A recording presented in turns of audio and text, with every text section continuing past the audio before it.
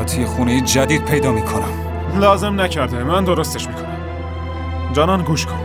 اسکندر لطفاً از اینجا برو. محض رضای خدا تنها بذار. جانان جز آبروریزی هیچی برام نداشتی. جانان آخه تقصیر اونا چیه؟ تقصیر اهالی محله که دارن مشکل درست میکنن. جانان لطفاً به هم گوش کن. نشنیدی چی گفتم؟ حرفایی که زدم و نشنیدی؟ از اینجا برو. من به هیچ کس احتیاج ندارم. جانان. از اینجا برو. جانان چی کار داری میکنی؟ از خونه من جانان. برو بیرون. جانان گوش کن. جانان گوش جانان کن. یه لحظه صبر کن. به هم گوش کن جانان. بریم بیرون.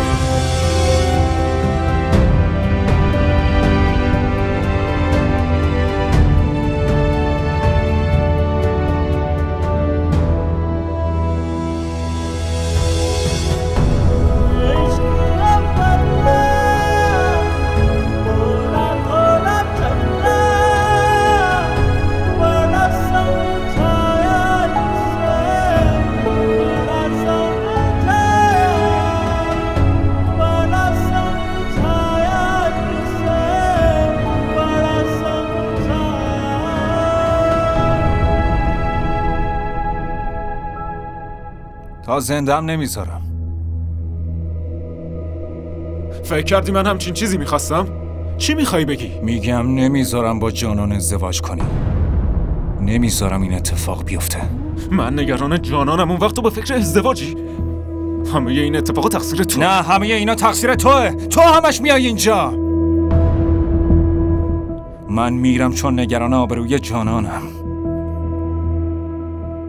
اما از امروز تو هم پاتون نمیذاری اینجا.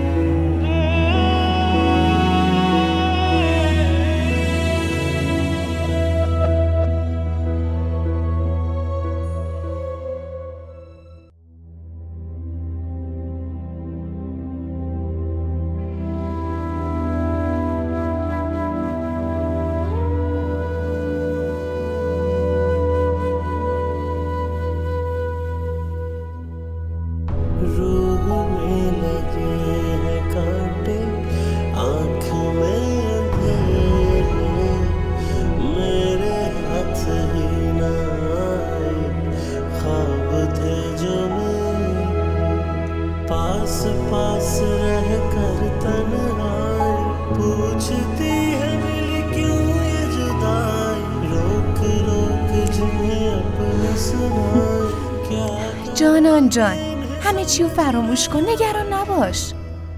فراموش؟ چطور فراموش کنم؟ من تا حالا به این چیزا فکرم نکرده بودم، اما اونا اینجوری به آبروی من شک دارن. باشه گوش کن. داستان از اینجا شروع شد که رحیم و اسکندر همش می اومدن اینجا و اهالی محله هم با اونا مشکل دارن. نه فکر نمی کنم فریده، موضوع چیز دیگه ایه. منظور چیه؟ یکی داره پیش اهالی محله منو خراب میکنه. فریده خیلیاشون میدونن که من چه جور آدمیم، نمیتونن به من تهمت بزنن. اصلا نمیدونم این حرفا رو از کجا آوردن. واقعا؟ اینجوری حس میکنی؟ کی میتونه باشه؟ بعدیش اینه که هنوز نمیدونم اون شخص کیه. کاش میتونستم زودتر بفهمم. جز حسرت خوردن نمیتونم کاری کنم. تو به کی شک داری؟ فریده نباید به اهالی محله دروغ میگفتی. حالا من با این دروغ چی کار کنم؟ گوش کن، داشتن وسایلتو میریختن بیرون، آبروتو میبردن. اوضاع انقدر بد بود که نمیدونستم چی بگم، واسه همینم اینجوری گفتم.